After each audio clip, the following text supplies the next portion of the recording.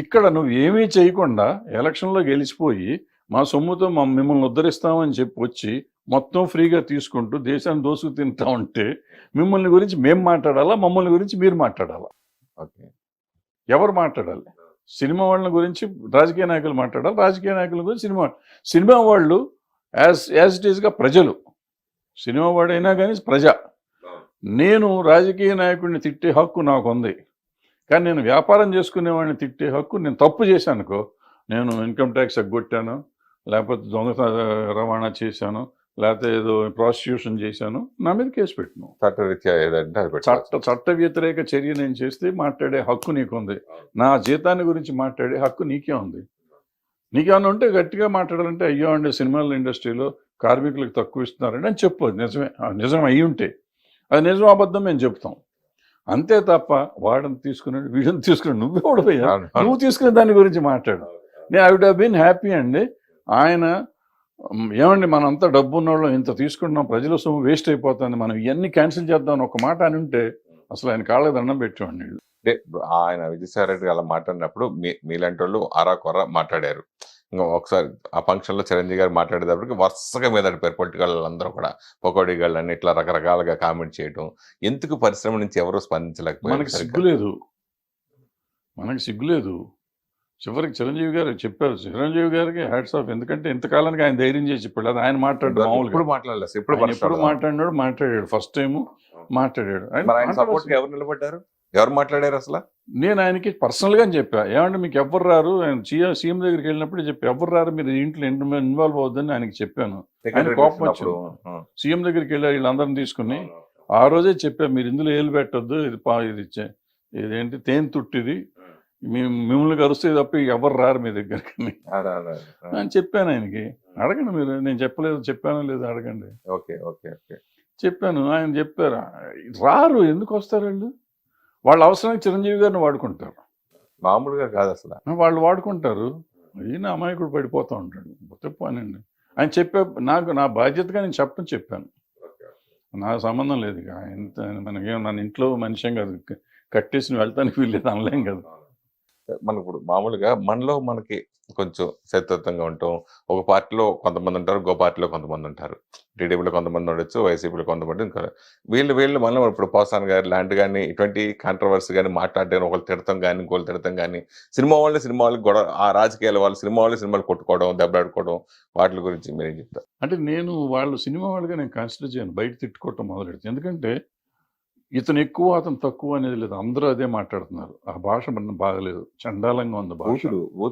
ఈ భాష చండాలంగా ఉంది, మాట్లాడే తీరు బాగోలేదు, ఒకళ్ళనొకళ్ళు తిట్టుకోవటం బాగలేదు, ఒక పద్ధతి బాగలేదు. ఈ సంస్కారహీనంగా ఉన్న వాళ్ళు ఏ పార్టీ వాళ్ళైనా పర్లేదు, ఏ పార్టీ వాళ్ళైనా చండాలంగా ఉంది. అది సినిమా వాళ్ళల్లో ఉండటం చాలా బాధపడాలి మనం. ఎందుకంటే మనం జనానికి ఒక ఎంటర్టైన్మెంట్ పంచడానికి వచ్చాం తప్ప మనం ఏం చేస్తాం లేదు. వీళ్ళు అవకాశం ఉంటే ఎంటర్టైన్మెంట్తో పాటు ఎన్లైటన్ కూడా చేస్తానికి వచ్చాం. ప్రజల్ని ఆలోచింపజేసేవాళ్ళం మనం, ప్రజలకి ఎంటర్టైన్మెంట్ ఇచ్చేవాళ్ళం మనం. చాలా తక్కువ డబ్బులతో ఎంటర్టైన్మెంట్ ఇచ్చి ఎన్లైటన్ చేయగలుగుతున్నాం.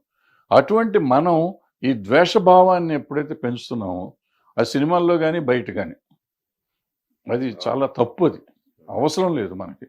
ఇప్పుడు ప్యారడీలు తీయటం వేరు, లేదంటే ఓ సినిమాలో మనం ఇప్పుడు రామారావు గారి మీద వాళ్ళు తీశారు, ఎవరు మన కృష్ణ గారు వాళ్ళు తీశారు. యాస్టర్ వాళ్ళు కనపడితే రామారావు పిలిచి ఏం బ్రదర్ బాగా చేశారు అన్నారు ఆట. సో అలా ఉండాలి మనం కూడా, అంత స్పోర్టివ్గా ఉండాలి. అది వదిలిపెట్టి వాళ్ళు బూతులు తిట్టి, వాళ్ళు తిట్టారు కదా అని మనం వాళ్ళని బూతులు తిట్టి ఎక్కడికి వెళ్తాం? సంస్కారం ఎక్కడికి పోతుంది? మన మనుషులమా ఇంకేమన్నా? అసలు అర్థం కావట్లేదు. సిగ్గుపడాల్సిన విషయం అది. ఎవరైనా కానీ, ఒక పర్టికులర్ పేరు కాదు, మనం చాలామంది ఉన్నారు, అనవసరం పేర్లు ఎత్తడం. మీరెందుకు రాజకీయాలకు దూరంగా ఉన్నారు? మనకు రాజకీయం వస్తున్నాం, ఇట్లా మాట్లాడితే ఎవడిస్తాడు మన రాజకీయంలో? ఎవరు పార్టీ సపోర్ట్ గాను అంటే ఒకటిగా ప్రాబ్లం ఏంటంటే నా ఇష్టాలు ఉంటాయి నాకు. ఇప్పుడు నేను ఫర్ ఎగ్జాంపుల్ నేను చెప్తాను, ఇప్పుడు చిరంజీవి గారి విషయం నాకు చెప్పాను, నేను ఇది రైట్ అని చెప్పాను, అది తప్పు అని చెప్పాను. నేను ఒక చోట ఉండి వాళ్ళని రైట్ తప్పు అంటే ఒప్పుకోరు, ప్రతిదానికి రైట్ అంటేనే ఒప్పుకుంటారు ఎవరైనా కానీ. ఈ సమాజం వాళ్ళు ఎట్టా ఉందంటే, నేను అన్నిటికీ కొడతాం, చిడతల్లాగా తయారైతే బాగుంటుంది. మంచి ఏంటి చెడు ఏంటి అని చెప్తే ఎవరికి నచ్చదు. సో పొలిటికల్ పార్టీ కూడా సేమ్ ప్రాబ్లం అవుతుంది. అంటే మీకు భవిష్యత్తులో ఎవరన్నా ఆఫర్ చేస్తే మీరు రాజకీయాలకు వెళ్ళే చాలాసార్లు అవకాశం- ఆల్రెడీ ఆఫర్ చేశారు నాకు, నేను ఎప్పుడు దాన్ని పెద్ద ఇంట్రెస్ట్ చూపించలేదు నాకు. ఎందుకని ఎందుకనంటే ఇదే చెప్తున్నా కదా, ఇదే ప్రాబ్లం. రకరకాలు ఉన్నాయి నాకు. సమస్య అంటే ఆన్ రికార్డ్ నేను ఆన్ కెమెరా నేను కొన్ని చెప్పకూడదు. ఈ మధ్యన అప్పుడప్పుడు సడన్ గా మీరు కొంచెం ఆ, అంటే ఆ సందర్భోచితంగా మాట్లాడినా మీరు మాట్లాడేది బాగా వైరల్ మొత్తం రివర్స్ అవటం, కాంట్రవర్సీ అయిపోవడం, కాంట్రవర్సీలు ఇరుక్కుపోవటం. అట్లా రీసెంట్గా మొన్న జరిగిన ఛాంబర్ ఎలక్షన్స్ కూడా ఏంటి ఎంత దారుణంగా ఉంటుందని మీరు అలా చెప్పడం, అది చాలా మంది బాధపడ్డారు ఆ విషయాల్లో. అది ఎందుకు అట్లా మీరు ఎందుకు మాట్లాడారు? బాధపడుతుంది? దాంట్లో ఎందుకు బాధపడాలి? ఛాంబర్ మనం ఎందుకు పెట్టుకున్నాం? ఛాంబర్ ఎందుకు పెట్టుకున్నాం? సినిమా ఇండస్ట్రీలో ఉన్న అన్ని శాఖలకి మంచి చేయటానికి పెట్టుకున్నాం. అవును, మీరు కూడా ఛాంబర్ చేశారు కదా నీకు చేసాం. దాని పోస్టులో. దాన్ని ఎందుకు పెట్టుకుని దాన్ని వదిలిపెట్టి ఆ పబ్లిసిటీ ఏంటి, ఆ క్యాన్వాసింగ్ ఏంటి, ఆ డబ్బులు ఏంటి, ఆ ఖర్చు ఎంత పెట్టారు, ఆ వెనక పోస్టర్స్ ఎంత పెట్టారు, ఎవరి కోసం పెడుతున్నాం? ఏం చేస్తానికి అక్కడ ఏమైనా ఉందా? డబ్బులు ఉన్నాయా? దోసుకెళ్తానికి వచ్చాం మనం? ఎందుకు బాధపడకూడదా? కోప్పడకూడదా దానికి? పడచ్చు కొంతమంది, అది బాధిస్తుందని. వాళ్ళు బాధపడ్డారంటే వాళ్ళకి ఏముందో మరి. వాళ్ళు వేరే ఆలోచన ఉండకపోతే నేను చెప్తున్నానమ్మా, ఒకవేళ ఎవరన్నా అట్లా నన్ను గురించి అనుకుని ఉండుంటే, అన్నట్టు నా నోటీస్కి అయితే రాలేదు, ఒకవేళ నిజంగా అనుకుని ఉంటే వాళ్ళకి వేరే చింతన ఉండి ఉంటుంది. అక్కడ ఏదో డబ్బులు దొబ్బుతానికి వెళ్ళి ఉంటారు, వాళ్ళ ఆలోచన ఉండి అక్కడ ఉంటుంది. అవకాశం లేదు కదా అసలు. ఉందేమో వాళ్ళకి, మనకేం తెలుసు? ఎందుకు బాధపడాలి? నేను ఏమన్నాను, డబ్బులు వేస్ట్ చేయటం ఎందుకు? మనం అంతా చూసిన వాళ్ళమే కదా, అంతంత డబ్బు ఎందుకు ఖర్చు పెట్టాలి? ఇంత డబ్బు ఖర్చు పెట్టే బదులు మనం 1000 రూపాయలు పెన్షన్ ఇస్తే పాపం ప్రొడ్యూసర్ లైన్లో వచ్చి తీసుకుంటున్నారు కొంతమంది. అవును. ఎగ్జిబిటర్లు ఇబ్బందులు పడుతున్నారు, డిస్ట్రిబ్యూటర్లు ఇబ్బంది పడుతున్నారు. అందరికి 1000 రూపాయలు 2000 రూపాయలు ఇవ్వాలనే పరిస్థితి కూడా ఉంది మన దగ్గర. అవును. నువ్వు ఆ రోజున ఖర్చు పెట్టిన దగ్గర 25-30 లక్షలు, 1 కోటి రూపాయలు కూడా అయ్యిందేమో నాకు తెలియదు ఖర్చులు మొత్తం అంతే అవుతాయా? అంత అందరికి కలిపి. అంత డబ్బు అక్కడ డిపాజిట్ చేసి నువ్వు చాలా మందికి సేవ చేసి ఉండొచ్చు కదా. అవును, అవును. ఇప్పుడు నేను సేవ చేస్తానికి వస్తాననే కదా అక్కడికి వెళ్ళేది. ఇందాక నేను రాజకీయ నాయకులను తిట్టినట్టు ఛాంబర్లో సేవ చేయడానికి ఎందుకు వస్తున్నావు నువ్వు? ఇండస్ట్రీకి సేవ చేయటానికి అంతే కదా. 24 క్రాప్స్ బాడీ కదా అది. ఇండస్ట్రీకి సేవ చేస్తానికి నువ్వు వచ్చినప్పుడు ఎందుకు డబ్బు ఖర్చు పెడుతున్నావు? ఏంటి నీ ఉద్దేశం ఏంటి? ఇండస్ట్రీ మంచి, ఇప్పుడు డబ్బు ఖర్చు పెట్టి నువ్వు నాయకుడు అవుదాం అనుకున్నా అయిపోయింది కదా. నువ్వు నీ ఇంటెన్షనే రాంగ్గా ఉంది అక్కడ. అవును, అవును, అవును. ఇంకా నువ్వు బాధపడతావు ఎందుకు? నేను అన్న మాటకి ఆ బాధ ఎందుకు పడాలి? పడితే నీ తప్పు, నా తప్పు కాదు. నేను రాజకీయ నాయకుడిని తిట్టే నాకు హక్కు ఉన్నప్పుడు నువ్వు ఎలక్షన్ చేసినప్పుడు ఇక్కడ కూడా తప్పే కదా. మన సినిమా వాళ్ళని మాత్రం తిట్టకూడదు, వాళ్ళని మాత్రం తిట్టాలంటే ఏం న్యాయమే అది? దాసరి గారి దగ్గర మీరు, సి కళ్యాణ్ గారు, వీళ్ళందరూ కూడా ఆయన అడుగు జాడల్లో సమస్యలు వచ్చినా ఏమొచ్చినా పరిష్కరిస్తూ చేస్తూ వచ్చారు. ఇండస్ట్రీకి సంబంధించి ఏ ప్రాబ్లం వచ్చినా. అలాంటిది సి కళ్యాణ్ గారు మొన్న ఓడిపోవడానికి మెయిన్ రీజన్ ఏంటి మీ దృష్టిలో? ఓడిపోలేదు, ఆయన గెలిచాడు కదా. ఆయన గెలిచాడు. ఇప్పుడు అది ఎలక్షన్ అన్నాక మామూలే. ఇప్పుడు ప్రొడ్యూసర్స్ సెక్టర్లో ఆయన గెలిచాడు, అందరూ గెలిచారు. ప్రొడ్యూసర్ సైడ్ నుంచి ఈయన గెలిచాడు, ఆయన గెలిచాడు. వాళ్ళకి ఆయనకి మెజారిటీ ఉంది, ఆయన వచ్చాడు, అంత సింపుల్. దాంట్లో ఓడిపోవటానికి కారణం వేరే కారణాలు ఏమి ఉండవు. ఇప్పుడు అందరూ ఇప్పుడు గ్రూపులు అయిపోయినాయి కదా, గ్రూపుల మీద అట్లా వస్తాం అంటే. ఒకళ్ళు ఓటమి ఒకళ్ళు గెలుపు కామనే కదా. అయితే కళ్యాణ్ గారు మీతో బాగా అవినాభావ సంబంధం కదా, ఆయన ఓడిపోవటానికి రీజన్ ఏంటి అన్నారు? రీజన్ ఏం లేదమ్మా, రాజకీయం. ఇదంతా రాజకీయం ఏముంటుంది? రాజకీయమే, ఎవరి రాజకీయం వాళ్ళకు ఉంటుంది. దాని గురించి ఏం మాట్లాడతాం మనం? మనకి నిజంగా నాకు పట్టించుకోవటం కూడా లేదు, 5 ఏళ్ళ నుంచి అట్లా పట్టించుకోవట్లేదు. ఎందుకు అట్లా దూరంగా ఉంటాయి? ఎందుకు, ఏముంది దాంట్లో? నేను ప్రొడ్యూసర్ ఛాంబర్ ప్రెసిడెంట్గా చేశాను. అవును. నేను చేసినప్పుడు దగ్గర 5-6 జీవోలు తీసుకొచ్చాం. అప్పుడు వెళ్ళి గవర్నమెంట్ చుట్టూ తిరిగి సబ్సిడీలు రావాలి. ఆ రోజుకి ఈ రోజుకి రాలా, ఇంకొక 3-4 కోట్ల అంత సబ్సిడీలు రావాలి మనకి. దానికి కూడా అప్పుడు ప్రయత్నం చేస్తా ఉన్నా. ఆల్మోస్ట్ అయిపోతున్న time. 2 months 3 months extension general body meeting పెట్టి తిరుపతిలో జనరల్ బాడీలో యాక్సెప్ట్ అయిపోయింది 3 months ఎక్స్టెన్షన్కి. ఆ ప్రెసిడెంట్కి ఇంకో 3 నెలలు బాడీ అంతా ఉండేటట్టు, తర్వాత ఎలక్షన్ పెట్టేటట్టు. అక్కడి నుంచి తిరిగి వచ్చాం. తిరుపతి నుంచి తిరిగి వచ్చినాక కొంతమంది పెద్ద మనుషులు అంతా కలిసి రాత్రి హడావిడి చేసి 1 week or 10 days నోటీస్ ఇవ్వాల్సిందాన్ని కూడా బైపాస్ చేసి జనరల్ బాడీ మళ్ళీ పెట్టి ఎలక్షన్ పెట్టి తీరాల్సిందే, బరదాస్ దిగిపోవాల్సిందే అని చేశారు.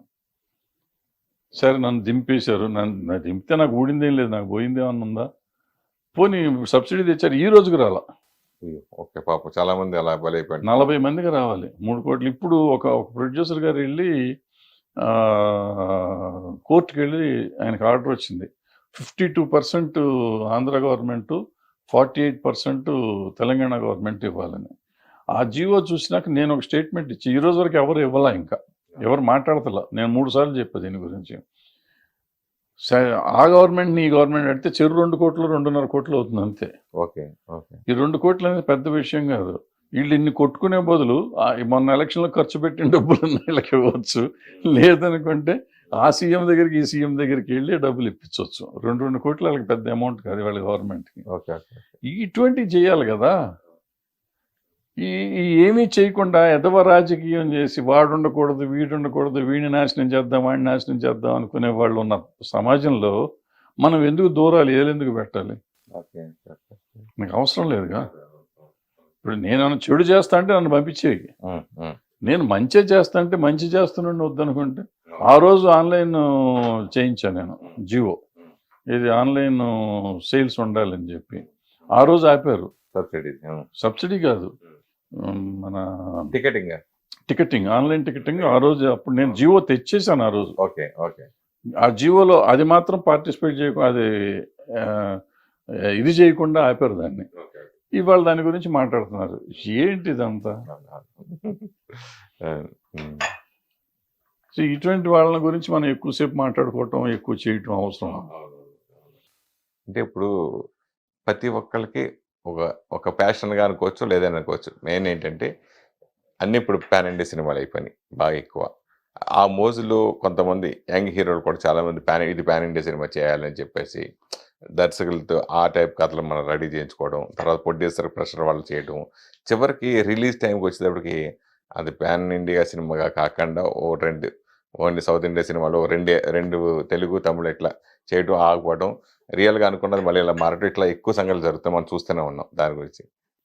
అంటే అసలు పాన్ ఇండియా అని అనుకున్నవాడు ఒక డాష్ వాడు. పాన్ ఇండియా సినిమా తీస్తున్నానని చెప్తే వాడు డాష్ నా ఉద్దేశంలో. ఎందుకంటే నేను పుట్టక ముందు నుంచి సినిమాలన్నీ అన్ని భాషలో తీశారు. నా చిన్నప్పుడు భానుమతి గారు 3 భాషలో డైరెక్ట్ చేశారు ఒకేసారి. చండీరాణి అనుకుంటా, హిందీ, తెలుగు, తమిళ్ డైరెక్ట్ చేసి మొత్తం నీకు ఉండాలి, నా దగ్గర ఇస్తాను నేను. భారతదేశం అంతా, అఖండ భారతదేశంలో రిలీజ్ అవుతున్నాం చిత్రం అని చెప్పి ఆ రోజు 52, 54 ఎప్పుడో ప్రాంతంలో. అంటే అది పాన్ ఇండియా అనే అర్థం. Pan India అనేగా. పాతాళ పేరు హిందీలో ఎన్టీ రామారావు చేశారు. అవును అవును. ఎన్ని సినిమాలు, తమిళ్లో సినిమాలు ఎన్ని ఉన్నాయి, తెలుగులో సినిమాలు ఎన్ని ఉన్నాయి, రోజా ఏంటి, బొంబాయి ఏంటి, ప్రేమికుడు ఏంటి, ఇవన్నీ సినిమాలు వచ్చేసినాయి కదా, సూపర్ డూపర్గా చేసినాయి. అయితే అప్పుడు లేని పాన్ ఇండియా ఇవాళ కొత్తగా ఎందుకు వచ్చింది? ఊరికే మాట మారింది కాబట్టి మారుస్తున్నాం మనం అంతే. ఒకటి. రెండో పాయింట్, ఇప్పుడు నేను చెప్పిన సినిమాలన్నీ ప్లస్ ఇప్పుడు ఆడిన సినిమాలు, పాన్ ఇండియా అనేది ఎప్పుడు వచ్చింది? బాహుబలి తర్వాత KGF, RRR కదా. ఈ 3 సినిమాలు అంతకు ముందు సినిమాలు. కానీ ఇది ఏదైనా పాన్ ఇండియా కోసం తీసిన సినిమాలు ఎట్లాగో నాకు చెప్పండి. వాళ్ళు తెలుగు కథలే తీశారు. వాళ్ళు ఈ 3 సినిమాలు తెలుగు కథలే తీశారు. 1000 కోట్లు వచ్చినాయి. దంగల్ అని ఒక సినిమా వచ్చింది, వాళ్ళు వాళ్ళ ఊరు కథే తీశారు. ఊరు కథ, విలేజ్లో కథ తీశారు. అది వీటితో పాటు చేసింది. అది కానీ ఈ 3 సినిమాలు కానీ, కాంతారా వాళ్ళ ఊరు కథ తీశారు, అది 300 కోట్లు చేసింది. ఏమంటే KGF వాళ్ళ ఊరు కథ తీశారు, అది 2 KGFలు ఇరగబాదేసినాయి. బాహుబలి నా చిన్నప్పుడు విట్లాచారి గారి సినిమా అనేది, అది 1000 కోట్లు చేసింది. 2 సినిమాలు 2,000 కోట్లు చేసింది, 2 సినిమాలు చేసినాయి. సో వాళ్ళు ఎవరు చేయలే. ఇప్పుడు వచ్చిన మీరు సోకాల్ తర్వాత పాన్ ఇండియాకి అనుకుందాం కొంచెంసేపు.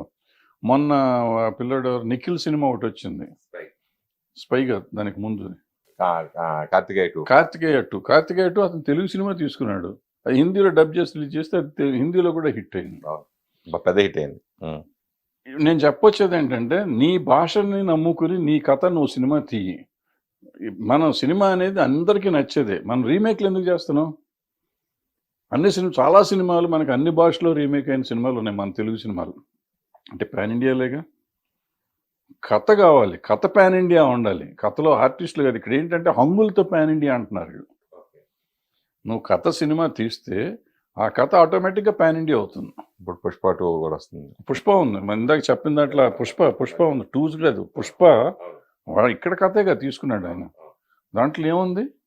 ఎర్రచందనం. ఆ, నీ సూపే బంగారం అంటే మరి వాళ్ళు కూడా చూస్తారు. ఊ అంట హిందీ సాంగ్ అది, తమిళ సాంగ్, అన్ని భాషల్లో హిట్ అవ్వాలా. సో మనం అన్నీ ఏదో రాంగ్ నోషన్లో బతికేస్తూ ఉంటాం మనం. ఎవడో పాన్ ఇండియా అని పెట్టాడు. ఇప్పుడు అతను రాజమౌళి ఒక మంచి మార్కెటింగ్ ఆయన రకరకాల పేర్లు పెడతాడు. ఆయన పెట్టిన పేర్ల పులిని చూసి నక్క వాత ఎట్టుకున్నట్టు మనం వెళ్ళిపోయి మనం చేసుకుని ఏమండి ఏ సినిమా చెప్పండి హిందీలో ఎక్సెప్ట్ సాహో, ఏ సినిమా హిందీలో పే చేసింది చెప్పండి మనం పాన్ ఇండియా అని చెప్తున్న సినిమాల్లో? మన దగ్గర పాన్ ఇండియా అనకుండా ఉన్న సినిమాలన్నీ హిట్ అయినాయి. ఇప్పుడు కాంతారా రిలీజ్ చేసిన 2 వారాలు గ్యాప్ ఇచ్చి అన్ని భాషలో రిలీజ్ చేస్తే మళ్ళీ సూపర్ హిట్ అవ్వాలా? అంటే దాని అర్థం ఏంటంటే నువ్వు నీ రీజనల్ సినిమా నువ్వు తీసుకునేటప్పుడు బాగా తీసుకో. కొంచెం ఏం బయట ఎంత వస్తుందేమో అనుకో, 2 కోట్లు ఎక్కువ అయితే అవుతుంది. అప్పుడు ఆటోమేటిక్గా రిలీజ్ అయ్యి నీకు కంటెంట్ బాగుంటే అవుతుంది. ఆయన చార్లీ అని తీశాడు చిన్న సినిమా, కుక్క మీద సినిమా, అది కూడా పాన్ ఇండియా వచ్చిందిగా. ఎందుకు రావు సినిమాలు? ఇందాక చెప్పిన కార్తికేయ 2 అతనికి మా 12-13 కోట్లు ఇక్కడ తీసుకున్నారు, అది 100 కోట్లు చేసిందిగా. మరి ఇంకేంటి పాన్ ఇండియా? తొక్కలో పాన్ ఇండియా అని ఎందుకు? మనం మోసం చేసుకుని దాన్ని ఖర్చు పెట్టుకుని రూపాయి తీసుకునే వాడికి 2 రూపాయలు 10 రూపాయలు మనం రెమ్యునరేషన్ ఇచ్చి పాన్ ఇండియా కాబట్టి 10 రూపాయలు రెమ్యునరేషన్ ఏమన్నా ఎక్స్ట్రా తీస్తున్నావా? నేను ఇందాక చెప్పిన చండీరాణి 3 భాషల్లో తీశారు. పూర్వకాలం సినిమాలు మీరు మైండ్ ఇట్ అన్ని భాషల్లో తీసేవారు. వీలైతే 3 భాషలకి 3-3 నటులను కూడా మార్చేవారు, సైమల్టేనియస్ షూటింగ్ చేస్తూ. తెలుగుకి వీళ్ళు, హిందీకి వాళ్ళు, తమిళకి వీళ్ళు అని చెప్పి హీరో హీరోయిన్లు కాకుండా మిగిలిన వాళ్ళందరూ మార్చారు సపోర్టింగ్. కొన్ని చాలా తక్కువ అది పారాడబ్బింగ్ లాగా చేస్తున్నారు. అది కాదు, సినిమా షూటింగ్ అప్పుడే నా షార్ట్ తీసి మళ్ళీ మీ షార్ట్ తీస్తారు. అట్లా తీసినవి ఉన్నాయి సార్, తీసేవారు సినిమాని. అది పాన్ ఇండియా అంటే ఒక రకంగా. ఇదేం పాన్ ఇండియా అండి? ఇది మోసం, ఒకరినొకరు మోసం చేసుకోవడం, మనం మోసం చేసుకోవటం. ఎవరిని మోసం చేయట్లే, మనం మోసపోతున్నాం. మనం మోసం చేసుకుని మనం మోసపోతున్నాం. ఇప్పుడు ఎప్పుడు మనం కొన్ని టైంలో కొన్ని హిట్స్ రకరకాలుగా చూస్తూ ఉంటాం మనం. కానీ ఈ సంవత్సరం పర్టికులర్ వచ్చిందరికి బలగం చిన్న సినిమాగా రిలీజ్ అయ్యి పెద్ద హిట్ అవ్వటం, ఇప్పుడు సామాజ వర్గమన, ఇప్పుడు బేబీ సినిమాలు, ఇలా మీరు కూడా చిన్న సినిమాలుగా చేసిన సినిమాలు పెద్ద సక్సెస్ కొట్టారు చాలా సినిమాలు. సో ఇప్పుడు ఈ సంవత్సరంలో ఈ 3 సినిమాల గురించి మీ అనాలిసిస్? ఏం లేదు, ఇప్పుడు సామాజ వర్గమన చక్కగా ఫ్యామిలీ సరదాగా ఉంటుంది, మొత్తం ఫ్యామిలీ కూర్చొని చూడొచ్చు, ఫుల్ ఎంజాయ్మెంట్ సినిమా ఆడింది. బలగం లాంటి సినిమా అసలు ఆలోచనే లేదు. అతను ఇప్పుడే కాదు, 5-6 ఏళ్ల కింద 7 ఏళ్ల కింద వేణు కాదు దిల్ రాజు ఆ సినిమా తీశాడు. దిల్ రాజు శతమానం పోతే తీశాడు, నేషనల్ అవార్డు కొట్టాడు. ఆ సినిమా ఆ రోజునే వచ్చింది కదా సినిమా. ఫ్యామిలీ, అది అవుట్ అండ్ అవుట్ ఫ్యామిలీ. ఆ రోజున అది చేయలేదు కాబట్టి వాళ్ళు చేసి ఉంటే అది నా ఉద్దేశంలో అది కూడా పాన్ ఇండియా సినిమా అయ్యి ఉండేది, చేయలేదు వాడు. So family subject. ఇప్పుడు ఇది వచ్చేటప్పటికి ఫ్యామిలీ, అది ఆ రోజున సూపర్ హిట్ అయింది.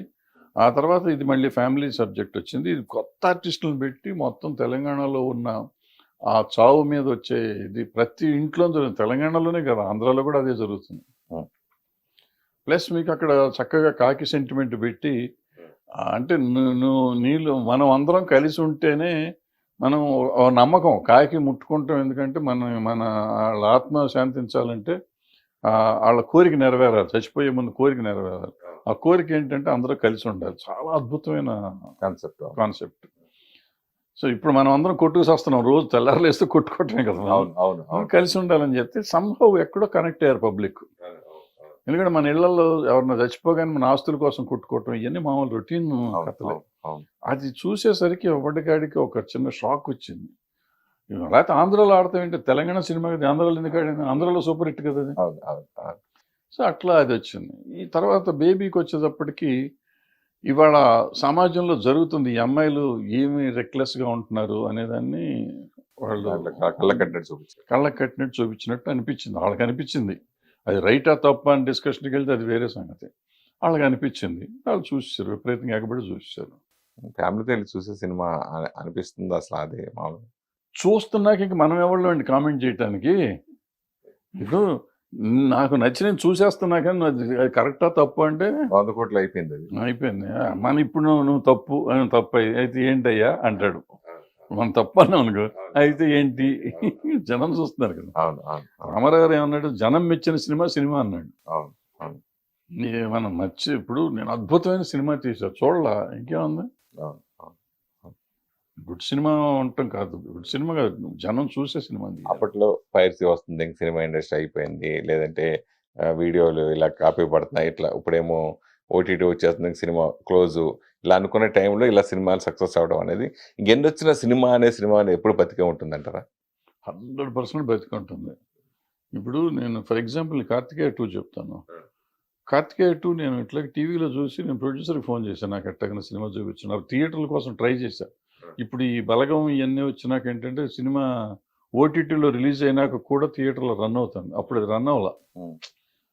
రిలీజ్ అయిన రోజే చూశాను, నెక్స్ట్ తీసేశారంట. అది ట్రై చేస్తూ ప్రొడ్యూసర్ ఫోన్ చేసి, బాబు నాకు సినిమా థియేటర్లో చూడాలని ఉంది. ఆ theatre experience is an experience. అది ఎప్పుడు పోదు. పోతే ఓ 10% 20% తేడా రావచ్చు. ఇప్పుడు ఆ 10% 20% కూడా నా లెక్కలో తేడా రానే రాదు. వీళ్ళు ఎవరో సినిమా చూసే బ్యాచ్ కాదు. మనం టీవీల్లోనే ఫేస్బుక్లో తిట్టేవాళ్ళు, ఇంటర్నెట్లో దాంట్లో పెడతాంటారు, అది ఇన్స్టాగ్రామ్ దేంట్లో పెట్టేవాళ్ళు, వీళ్ళు ఎవరో సినిమా చూసేవాళ్ళు కాదు. ప్లస్ హేట్రెడ్ గ్యాంగ్ వీళ్ళంతా. నాకు ఓ పలానా హీరో మీద దొబ్బుదేలు ఉంటే నేను పెట్టేస్తా, చెత్త సినిమా, చండాలపు సినిమా, ఇట్లా రాడ్ వేసాడు, తొక్కేసాడు, నా కొడుకులకి ఈడు సొమ్మ, ఈడు ఎవడండి రాడు దింపాడు, తోలు దింపాడు. ఇప్పుడు జనం లేకపోతే రిజెక్ట్ చేస్తున్నారు, నెక్స్ట్ డే రిజెక్ట్ చేస్తున్నారు సినిమా. ఆ రాడ్ దింపాడా బోర్డు దింపాడు నువ్వు ఎందుకు చెప్పాలా? సో ఒకళ్ళొక హీరోలు ఒకళ్ళు పడకుండా ఒకటి ఇష్టం, హీరోలు బంగారం లాగా ఉంటారు. హీరోలు బాగానే ఉంటారు అంటే నేను ఫ్యాన్స్ అభిమానులు ఒక హీరో అంటే ఒక అభిమాని పడకుండా కొంచెం అట్లా చేయడం వల్ల ఈ మధ్యన వచ్చిన సోషల్ మీడియాలో అసలు సినిమా రిలీజ్ మార్నింగ్ షోకే ఇది వరకు మనకి రివ్యూలు రాసినప్పుడు రివ్యూర్లు మనం తిట్టేవాళ్ళు, మన కొంతమంది ఇండస్ట్రీ తరపు నుంచి నేను మాట్లాడేది, ఏంటి ఇట్లా రాసేస్తారు సినిమా అవ్వకుండా 2 రోజుల తర్వాత 3 రాయాలని ఇట్లా అనుకునేవాళ్ళు. కానీ ఇప్పుడు అసలు ఎవరి కాల్ రివ్యూ చెప్పేస్తారు చూసిన తర్వాత, అరచేతుల్లో చెప్పాడు, సోషల్ మీడియా బాగా పెరిగిపోవడం, ఆ సినిమా అంత ట్రోలింగ్ చేసేయడం, దాని ఎవరు పట్టించుకోరు నా ఉద్దేశం. ట్రోల్ చేసినా ఏం చేసిన సినిమా బాగుంటే ఎవడేం చేయడు, ఎవడేం చేస్తాడు. ఫర్ ఎగ్జాంపుల్ ఇందాక బేబీ సంగతి మీరు ఎత్తారు. బేబీ మీ గురించి బూత్ సినిమా అన్నోళ్ళు ఉన్నారు, పనికిరాని సినిమా అన్నోళ్ళు ఉన్నారు. మరి దాన్ని ఆగింది, అది ఆగుతుందా? ఆగదు, ఏ సినిమా ఆగదు. బాహుబలి ఏముంది, ఏమో విట్లాచారి సినిమా అన్నారు, మరి ఆగిందా? 2.5, 3 కూడా ఇచ్చినవి ఉన్నాయి దానికి.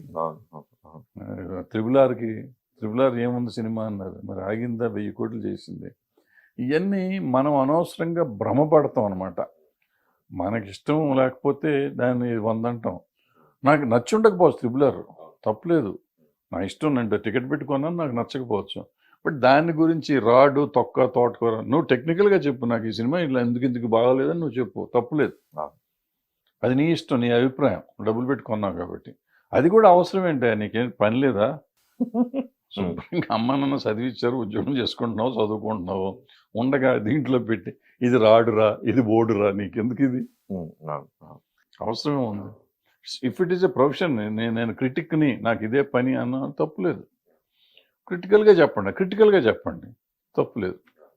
ఇప్పుడు సినిమాటోగ్రఫీ అమెండ్మెంట్ దాని గురించి ఎక్కువ 1954 యాక్ట్ కొంతమంది యాక్సెప్ట్ చేస్తారు, కొంతమంది ఇట్లా అన్నారు. మన దిల్రాజు గారు కూడా అది మంచిదే, జీవం మంచిదని మోదీ గారు కూడా అభినందించి చెప్పడం. అది మంచిదంటే ఏముంది దాంట్లో, వాళ్ళు శిక్షా స్మృతి పెంచాం అన్నారు. మనకు ఆల్రెడీ 3 ఏళ్ళు మనకి కోర్టు ఒకటి పెట్టించాం. అప్పట్లో శ్యాంప్రసాద్ రెడ్డి గారు వీళ్ళంతా కష్టపడి పాపం కోర్టు కూడా పెట్టారు దానికి. ఇండియాలో ఎక్కడా లేదు, ఇక్కడ ఇప్పుడు కోర్టు పని చేయట్లేదు అనుకోండి. సో ఇట్లాంటివి చేసాము, పెట్టారు. దానివల్ల ఎంత లాభం ఉంటుందనేది కావాలి. చట్టాలు చేయటం ముఖ్యం కాదు. ఇప్పుడు ఇక్కడ జరిగినప్పుడు నిర్భయ చట్టం తెచ్చారు. నిర్భయ చట్టం తెచ్చి నిర్భయ కేసే 7 ఏళ్ళు పట్టింది. ఏముంటుంది, ఏం వస్తున్నాయి కేసు, మనం చట్టం మార్చినందువల్ల మనకి ఎంతవరకు మార్పు వస్తుంది అనేది ఆలోచించాలి. ప్రతి చట్టం మంచిదే, ప్రతిదీ ఎవరు చేసినా ఎవరు చెడు ఉద్దేశంతో చేస్తారని నేను అనుకోను. బట్ దాన్ని ఆచరణలోకి ఎలా తీసుకురాగలం, ఆచరణ యోగ్యమా ఆమోదక యోగ్యమా అనేది చూసుకోవాలి. ప్లస్ ఇంకోటి ఏంటంటే సినిమాల గురించి ఎప్పుడన్నా చట్టాలు తీసుకుంటే సినిమా వాళ్ళని కూడా కన్సిడర్ చేయాలి. ఎవరో ఒకరిని ఆర్గనైజేషన్స్ ఉన్నాయి కదా, ఎవడి ఇష్టం వచ్చినట్టు అటు తీసేసి చేసేస్తా అంటే అందుముందు కాపీరైట్ యాక్ట్ చేశారు. కాపీరైట్ యాక్ట్ ఏంటంటే ఇప్పుడు నేను సినిమా తీస్తున్నా, నేను ఒక కథ తీసుకున్నా, కథలో ఒక సిచ్యువేషన్ తీసుకుంటా, తీసుకుని దానికి ఒక పాట రాయిస్తాను. అంటే సిచ్యువేషన్ నేను ఇస్తున్నా, పాట నేను ఇస్తున్నా, మ్యూజిక్ డైరెక్టర్ డబ్బులు ఇస్తున్నా, రైటర్కి డబ్బులు ఇస్తున్నా, ఆర్కెస్ట్రాకి డబ్బులు ఇస్తున్నా. కానీ హక్కు నాది కాదు. పాట మీద హక్కు నాది కాదు. పాట మీద హక్కు ఎవరిది? ఎవరిదో వేరే రైట్స్ కొనుక్కున్న వాళ్ళదంట. దానికి ఇప్పుడు నేను నా ఫిల్మ్ నగర్ క్లబ్లోనో లేకపోతే మన ఆఫీస్లో పండగ ఏదైనా ఫెస్టివల్ చేసి నా సినిమా 100 days ఫంక్షన్ చేసి నేను పాట పెట్టుకుంటే నేను వాళ్ళకి వచ్చి డబ్బులు ఇవ్వాలి. నేను ఇది ఎక్కడ కూడా నేను ఇన్ని కోట్లు ఖర్చు పెట్టి నేను సినిమా తీస్తే నేను సిచ్యువేషన్ ఇవ్వకపోతే ఆయన పాట రాసింది నేను కొనుక్కున్నట్టు అనుకోవచ్చు. ప్రొడ్యూసర్ డబ్బులు ఇచ్చేది ఇది అక్కడ వెస్టర్న్ కంట్రీస్లో ఉండేది. వెస్టర్న్ కంట్రీస్లో ఏంటంటే ప్రైవేట్ ఆల్బమ్స్ అన్ని, వాళ్ళకి సినిమాలో మ్యూజిక్ లేదు. మనకి సినిమాలో పార్ట్ మ్యూజిక్. ఇప్పుడు మనకి ఎంత దరిద్రం అంటే మన సినిమా తీస్తే ఆడియో కంపెనీకి ఇచ్చేస్తే ట్రైలర్ వేసుకుంటానికి ట్రైలర్లో యూట్యూబ్ రైట్స్ మనవి కాదు, ట్రైలర్ వాళ్ళు వేయాలి, మన వేస్తానికి వీలు లేదు. ఇది ఎక్కడ సినిమా ట్రైలర్ వేసుకుంటానికి కూడా హక్కు లేని దౌర్భాగ్యపు స్థితిలో ఉంది మనం. మరి మీకు డబ్బులు ఇస్తున్నారు కదా ఎవరు? ఆడియో కంపెనీ కొనుక్కున్న వాళ్ళు ఇవ్వద్దు మనీ. మీరు అమ్ముకోకుండా ఉంటే మీకే ఉంటుంది అట్లా కదా. కాదు, నాకు డబ్బులు దేనికి ఇస్తున్నారమ్మా? రైట్స్ తీసుకున్నందుకు ఆడియో రైట్స్ తీసుకుని ఆడియో రైట్స్ మీద అతను సంపాదించుకుంటున్నాడు కదా, దాన్ని మనం అడగట్లేదు కదా. లాస్ వచ్చి కూడా ఉంటాయి కదా. ఇప్పుడు సినిమా అతని ఇష్టం. డిజాస్టర్ అవుతుంది. నేను వెళ్ళి అతను అడుగుతున్నాను, అతను కదా కొనుక్కుంటున్నాడు, నేను అడగట్లా. అది నీ వ్యాపారం, నువ్వు లాభం వస్తే నువ్వు తీసుకుంటున్నావు, నష్టం వస్తే కూడా నువ్వు తీసుకోవాలి. అంతే తప్ప ఇది నన్ను వ్యాపారం చేసుకోనివ్వద్దు అంటాను. నువ్వెవడు? నేను తయారు చేసే ప్రోడక్ట్ని, నేను మొత్తం ప్రోడక్ట్ తయారు చేసి ఒట్టి పాటలే తయారు చేయలే. ఆ ప్రోడక్ట్, ఈ పాటలు నా సినిమాలో ఇది. ఇప్పుడు అల్టిమేట్గా టీవీ ఛానల్లో సినిమా కొనుక్కుంటాడు శాటిలైట్, అతను కూడా వాళ్ళకి డబ్బులు ఇవ్వాలి. ఏది ప్రోగ్రాంలో డీలు డ్యాన్సులు సాంగ్ వేస్తే డబ్బు, అతని రైట్స్ అతనే ఉంటాయి. యాక్చువల్గా శాటిలైట్ రైట్స్ ఆ టీవీ ఛానల్లో ఉన్న దీనికి ఇవ్వాలి. ఇది ఏమి న్యాయం? మీరందరూ ఏం చేస్తారు సార్? అక్కడ ఎవరు పాటలు రచయితకు ఇప్పుడు డబ్బులు వస్తున్నాయి, సంగీత దర్శకుడు వస్తున్నాయి, సింగర్స్ డబ్బులు వస్తున్నాయి, ఈ దర్శక నిర్మాతలు ఏం చేస్తున్నారు? అదే నేను అడుగుతున్నానమ్మా. ఇప్పుడు ఇంతవరకు సోదంతా అదే నేను చెప్పేది. అంటే మన దరిద్రం ఏంటంటే అక్కడ చట్టాలు ఎందుకు జరుగుతున్నాయి అనేది ఇక్కడ ఎవరికి తెలియదు, ఎవరిని అడగరు. ఎవడో ఇన్ఫ్లుయెన్స్ ఉన్నాడు, ఎవడో చేసేసుకుంటాడు, మారిపోతూ ఉంటుంది అది. సో ఇప్పుడు ఇదంతా చెప్పింది ఏంటంటే ఆ చట్టం గురించి, నువ్వు ఇందాక అడిగిన చట్టం గురించి, అది ఎంతవరకు పనికి వస్తుంది అనేది వీళ్ళకి ఎవరికైనా తెలుసా? ఇప్పుడు ప్రాబ్లం ఏంటంటే గవర్నమెంట్ చేసింది, మనం మెచ్చేసుకుంటే బెటరు. వాళ్ళు జిఎస్టీ ఎందుకు వేస్తున్నారని ఎవరిని అడిగారు వీళ్ళు? ఇవాళ జిఎస్టీ ఎందుకండి సినిమాకి అంత 18% జిఎస్టీయా? 18% జిఎస్టీ ఇస్తున్నాం. 100 రూపాయలు అంటే 120 రూపాయలు టికెట్ కడుతున్నాం మనం. ప్రజల మీద ప్రతి రూపాయి మీద ఇప్పుడు జిఎస్టీ వస్తుంది. ఎట్లా అకౌంటబిలిటీ అది? ఇవన్నీ అడగట్లేకుండా మనం వాళ్ళు ఏది చేస్తే అది రైట్, ఆహా అద్భుతం అనుకుంటే కూర్చుంటే ఇట్టగా ఉంటుంది. అంటే ఇలాంటి సమస్యలు ఇప్పుడు మెయిన్ ఇప్పుడు ఛాంబరే కదా సార్ ఫైనల్గా మనం డెసిషన్ తీసుకుని చేసేది ఇండస్ట్రీ తరపు నుంచి. సో ఇప్పుడు కొత్తగా దిల్ రాజు గారు ప్రెసిడెంట్గా వచ్చారు. సో ఇప్పుడున్న సమస్యలు ఇప్పుడు మీరు చెప్పారు, పాటల గురించి, ఆడియో రైట్స్ గురించి, దీని గురించి వీళ్ళందరికీ ఒక యూనిట్ ఉంది, మన ప్రొడ్యూసర్లకి, డైరెక్టర్లకి, వీళ్ళకి ఎవరికి యూనిట్ లేకుండా పోయింది. సో అలాంటి సమస్యలు మీకు ఇంకా అనిపించినవి ఏంటి?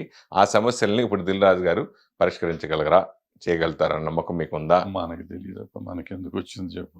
వాళ్ళ రాజకీయాలు వాళ్ళే, మనకెందుకు వచ్చినాయి చెప్తాం. ఆవిడని అడిగితే చెప్పాలి, అడగకుండా. ఎందుకంటే ఇక్కడ ఏదో మన ఇద్దరం చర్చించుకుంటున్నాం కాబట్టి చెప్పుకుంటూ పోతున్నాం. నాకేం తీటబట్టింది ఇళ్ళే దిల్ రాజు గారితో కూర్చుని. ఆయనకి అంత టైం ఉండదు, ఆయన బిజీ ప్రొడ్యూసర్, ఆయనకి టైం ఉండదు. ఆయన ఇంటానికి టైం ఉంటుందా? ఉండదు. మనకెందుకు చెప్పు. అయితే ఏం చేస్తాం? నాకు అవసరం లేదు, ఇవాళ నేను సినిమా తీయట్లేదు, నాకు పోదు. మీరు కూడా బిజీగా ఉన్నా కానీ మీరు కూడా కొన్ని సమస్యలు చేసి ఉండొచ్చు, చేయకపోయి ఉండొచ్చు. సో నా తీట నాది, నేను అప్పుడు ఆ గోల ఉండి చేశాను. వాళ్ళకి తీట గోల ఉందో లేదో నాకేం తెలుసు. అది కాకుండా ఇవాళ ప్రొడక్షన్‌లో ఉన్న వాళ్ళకి తెలిసినంత నాకు తెలీదు. అవును. అవును. నేను చెప్పినయన్నీ జనరల్ ఐటెమ్స్. ఇవాళ ప్రొడక్షన్‌లో ఉన్నోళ్ళకి ఆళ్ళు కొన్ని కొత్తయి వచ్చినాయి. టెక్నాలజీ మారిపోయింది. సిస్టమ్ మారిపోయింది. సో, వాళ్ళందరూ కూర్చొని మాట్లాడుకొని చేసుకోవాలి. వాళ్ళు నిజంగా అంటే ఎవరన్నా పిలవాలి. సీనియర్స్ ఎవరన్నా తెలిసినోళ్ళుంటే పిలిచి మాట్లాడుకొని, ఇంకేమన్నా చేద్దామా అని ఆలోచిస్తే బావుంటుంది. పిలవని పేరెంటాలకి మనం వెళ్లి, "నువ్వెందుకొచ్చావు" అనిపించుకోవటం అవసరమా మనకి? అవును. ఇదివరకు అసలు ఏ సమస్య వచ్చినా, ఏదొచ్చినా గానీ, ఓ పెద్ద తరహాగా మీలాంటోళ్ళు చాలా మంది వచ్చి పార్టిసిపేట్ చేసేవారు. ఇప్పుడు ఆ కలుపుగోలుతనం ఇప్పుడు పోయిందా? అయన్నీ అక్కర్లేదనే కదా ఎలక్షన్‌లో అట్ట కొట్టుకున్నారు మొన్న. వాళ్ళకాళ్ళు పెద్దోళ్ళం అనుకున్నారు కొట్టుకుంటున్నారు. పెద్దోళ్ళంటే నిజంగా పెద్దోళ్ళాళ్ళు. డెఫినెట్‌గా వాళ్ళ మార్కెట్‌లో ఉన్న ప్రొడ్యూసర్స్. పరిస్థితిలో వాళ్ళు సూపర్ స్టార్స్ వాళ్ళంతా. వాళ్ళని కాదంటానికి ఏమి లేదు మనకసల. అనే హక్కు లేదు. బట్ దానికి కూడా కొన్ని పద్ధతులుంటాయి. పద్ధతిగా చేసు. ఇప్పుడు దాసరి గారు ఉన్నప్పుడు కూడా మీరు కొన్ని సమస్యలు ఆయన దృష్టికి వెళ్ళకుండానే ప్లస్ ఆయనే మీకు అప్పచెప్పారు కొన్ని కొన్ని సమస్యల్ని. మీరు ఆయన ఆయన ఆయన చేయలేని పనులు కూడా మీరు చేశారు కొన్ని కొన్ని. మాకు తెలిసుండి. అలాంటి భరద్వాజ గారు ఎందుకు ఈట్లన్నిటికి బాగా దూరం అయిపోయారు? ఎందుకు దూరం అవటం ఏం లేదు. ఇప్పుడు నేను దాసనారాయణరావు గారి టైంలో ఏంటంటే, యాక్చువల్‌గా దాసనారాయణరావు గారు మెడ్రాస్‌లో ఉండేవారు. ఇక్కడ తర్వాతొచ్చారు. సో, ఇక్కడ ఉన్నప్పుడు అప్పుడు నేనే మొత్తం ఇక్కడ హ్యాండిల్ చేశా కొంతకాలం. తర్వాత ఆయనొచ్చినాక ఆయన హ్యాండిల్ చేస్తా ఉంటే, ఆయన చేసి ఆయనకి చెప్పేవి కొన్ని, చెప్పకుండా కొన్ని, ఆయన దగ్గరికొచ్చినయన్ని నా దగ్గరికి తోసేవారు. "నువ్వు చేసుకే చూడవయ్యా భరద్వాజ్" అనేవారు. సో, అట్ట చేసేవాళ్ళం. పనుంది గా అంటే, నేను అడిగా ఒకరోజు గురువుగారిని, "గురువుగారు అసలు మనకెందుకు మనకి అర్థం అవ్వట్లేదు గానీ, మనం ఇక్కడ మాట్లాడతా అంటే, మన ముందు డోర్ వచ్చినప్పుడు కాళ్ళు మొక్కుతున్నారు మీకు" పర్టిక్యులర్‌గా ఆయన కూర్చోబెట్టి అడిగా. రాగానే కాళ్ళకి దండం పెడుతున్నారండి. "సార్ మీరు తప్ప దేవుళ్ళు లేరు గురువుగారు" అంటున్నారు. తలుపు దగ్గర మనకు వినపడతా ఉండగానే మన బూతులు తిట్టుకుంటూ వెళ్తున్నారు ముండా కొడుకులాళ్ళు. ఈ నా కొడుకులకి మనం ఎందుకు చేయాలి సార్ అని అడిగాను. ఆయన ఒకటి చెప్పాడు నాకు. మనం అనేవాళ్ళం మనం చేస్తామా, చేయమా, అవుతుందా, అవ్వదా కాదు. మనలాంటి వాడు ఒకడున్నాడు అనేసరికి వాళ్ళకి సమాజంలో కొంతమందికి భయం ఉండి కొంతన్నా తగ్గుతుంది. మొత్తం 100% మనం సాల్వ్ చేయలేం. కరెక్ట్. 100% ఎప్పుడూ సాల్వ్ చేయలేం. బట్ 70-80% కట్ అయితే అవుతుంది. సో, ఆ భయాన్ని మెయింటైన్ చేద్దాం. అవసరం ఉన్న పాపం అవకాశం ఉండి ఎవరికైనా జరిగిందనుకో, మనం చెప్పినయన్నీ ధర్మం అని కాదు. కొన్ని జరిగినాయి అనుకో, సంతోషించాలి మనం. పక్కనోడికి హెల్ప్ చేశామని. మనకు అవకాశం ఉండి మనం చేయకపోవటం, మనం ద్రోహం చేసుకోవటం అని చెప్పి ఆయన చెప్పాడు. నాకది మంచిదనిపించింది. అందుకని ఆయన కాలం చేశాను. ఆయన వెళ్ళిపోయినాక అసలు నాకే మనసు లేదు మానేసి. ఎవరు ఇప్పుడు మొన్నటి వరకు చిరంజీవి గారిని మీరు ఉండమని మీలాంటి కొంతమంది ఉండమని చెప్పినా గానీ, అలా జరగట్లేదు. What next? అక్కర్లే ఎవరు ఉండక్కర్లే. ఇప్పుడు దాసనారాయణరావు గారు ఏమన్నా మనం సెలెక్ట్ చేసుకుంటే అయ్యాడా, ఎలక్ట్ చేసుకుంటే అయ్యాడా? అది కుదిరే పని కాదు. ఎవరు అవ్వలేరు. చిరంజీవి గారిని మనం అడిగామంటే చిరంజీవి గారిని నేను ఎందుకు అడిగానంటే దానికి కారణం ఉంది. ఎందుకంటే దాసనారాయణరావు గారిని నేను దగ్గరగా చూశాను. ఈ పర్టికులర్ విషయాలు, మిగిలిన విషయాలు కాదు.